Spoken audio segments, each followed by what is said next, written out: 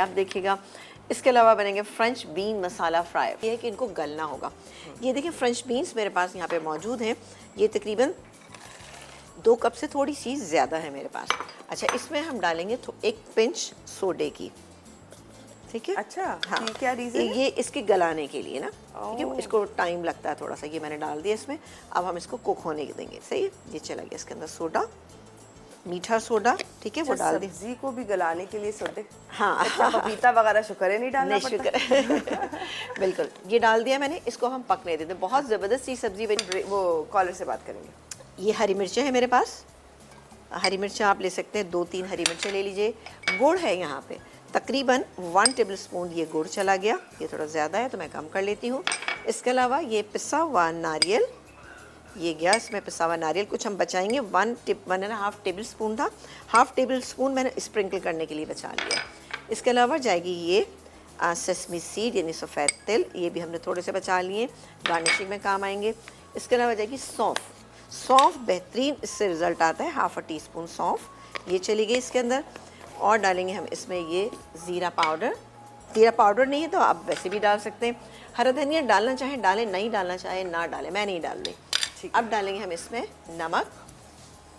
नमक डालेंगे हम जायके के मुताबिक, लेकिन यहाँ पर नमक सिर्फ मैं 1/2 टीस्पून डाल रही हूँ क्योंकि सोडे में ये हमने बॉईल किया तो कम डाल लें।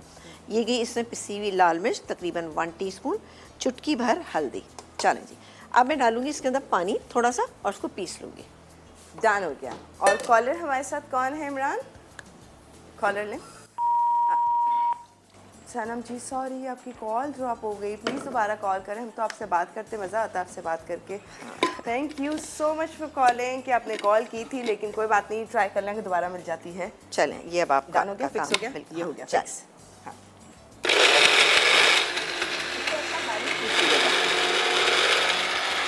ऐसे बारीक पीसना है।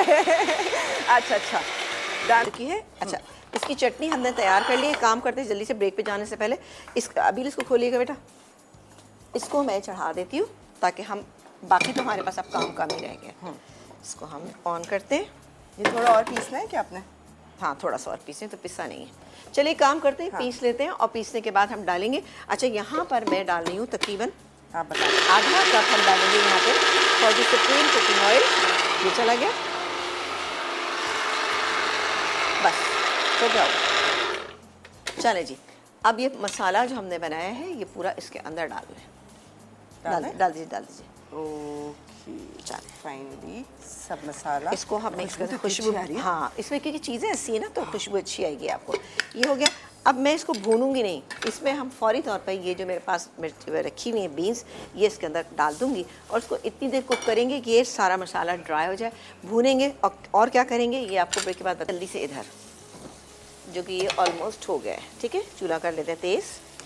चलें, ये देखें अब ये भुन रहा है। और साथ ही इसमें शामिल करेंगे ये प्याज जो मेरे पास है, छोटे छोटे से क्यूब कर लीजिएगा इसके ना। ये पूरी डाल देंगे हम। ये देखिए जी, ये भी डालेंगे इसके अंदर। बहुत ही अच्छी बनेगी, आप इसको ज़रूर बनाइएगा। हो सकता है कुछ लोगों ने कभी बनाई ना हो, लेकिन अब मेरे कहने पे इसको बनाइएगा, ये बहुत ही बेहतरीन लगेगी। यही कॉम्बिनेशन बना लीजिएगा, बस मटर पनीर पुलाव बनाइएगा, इंशाल्लाह बहुत अच्छा रहेगा। चलें, ये हो गया। अभी बेटा मुझे आप डिश देंगी इसकी। ओके, तो आपसे ये प्याज को हमने इस तरह से करना है कि थोड़ी सी ये सॉफ्ट रहना चाहिए। एकदम से अगर आप इसको ज़्यादा कुक कर देंगे तो इसका मज़ा नहीं आएगा।